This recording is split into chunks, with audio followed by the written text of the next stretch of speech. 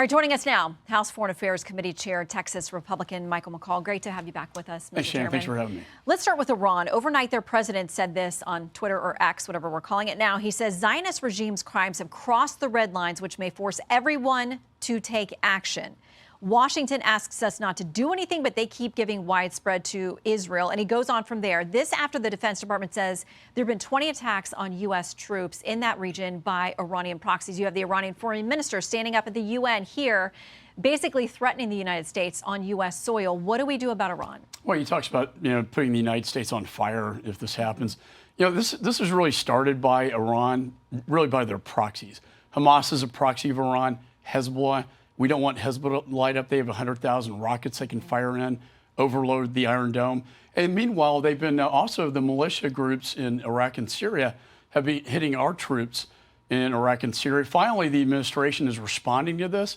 Also, they put aircraft carrier strike groups in the Mediterranean and Persian Gulf for deterrence to ensure that this does not escalate. But that's our biggest concern. Well, where are you on, we've talked about on this show that Senator Graham has said, listen, we should go after Iran's oil infrastructure. At least they should think that we will actually physically attack it if they continue to press some of these issues. I think, the sanctions, we have not enforced sanctions on Iranian oil.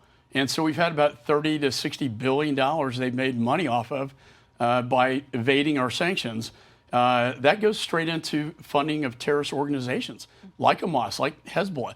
In addition, the $6 billion part of this hostage negotiation, I'm going to mark up a bill next week to sanction that money from ever going into Iran. There's no reason to put $6 billion into the biggest state sponsor of terror.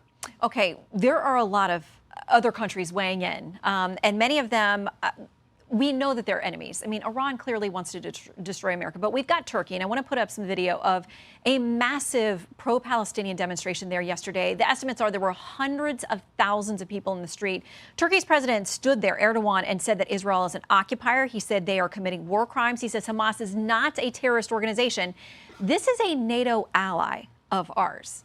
What do you say to Turkey at this moment? A precarious NATO ally that wouldn't let Sweden into NATO for a while. Hopefully they will now.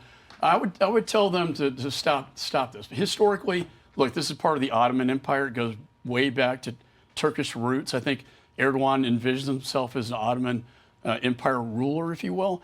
But the fact that he's supporting Hamas and is a NATO ally, and guess who else is? Mr. Putin. Hamas visited him at the Kremlin. And we're seeing now the solidification of Russia, China, and Iran all together in this. They're all allies against the West and the United States.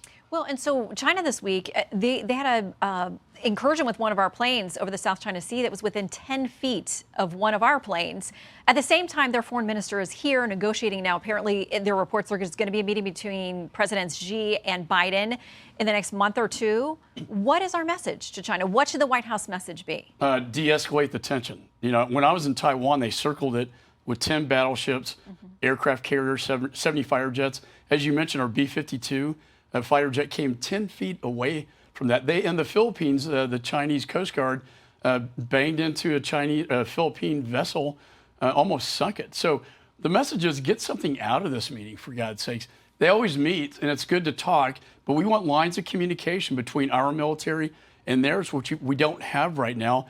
And I would also argue that Mark Swiden from Texas, he's been in China for 11 years as a hostage. He is very sick. He's a prisoner now on death row for a bogus drug charge. There's a lot to discuss there. In the meantime, there's a supplemental bill now coming to the Hill from the White House, more than $100 billion for a number of things. There are a number of Republicans who are now stepping forward to say they don't want Israel thrown in with all of these other things, Ukraine and all the other stuff. Ted Cruz is leading the effort over with Senator Roger Marshall in the Senate. He says we should vote on Israel military assistance free and clear. It would pass overwhelmingly, and every other thing attached to it is the swamp at its very worst. New House Speaker Mike Johnson says he thinks there's consensus among most of the House GOP to also separate it out. What happens?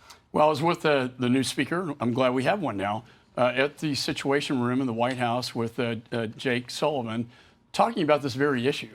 I think what we want to do is really, because the need is so urgent now in Israel, is to start with Israel first and then deal with the other as a separate measure. As a separate measure. We'll have that on the House floor this week. Okay. But we can't forget about the other adversaries linked to Iran, which is causing the problems in Israel, and that is Russia in Ukraine and Europe, and the threat also of China to the Pacific. And also, lastly, Shannon, most importantly for me and my constituents, the border itself.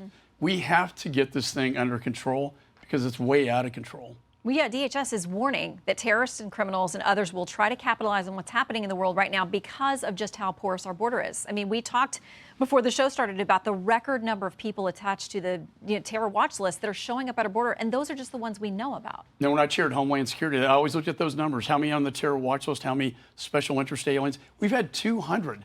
It only took 19 hijackers, right? We need to stop the magnet, which is political asylum, go back to the policies that worked, which was remain in Mexico, migrant protection protocols. I brought this up to the White House. It wouldn't cost a whole lot of money. It's just a change in policy where their claims are adjudicated outside the United States, not inside, because once they're inside the United States, like 7 million have been, they were released. Chairman, always good to see you. Thank you. Thanks, you got Shannon. a lot to do on the Hill. Absolutely. I'm Steve Ducey. I'm Brian Kilmeade. And I'm Ainsley Earhart. And click here to subscribe to the Fox News YouTube page to catch our hottest interviews and most compelling analysis.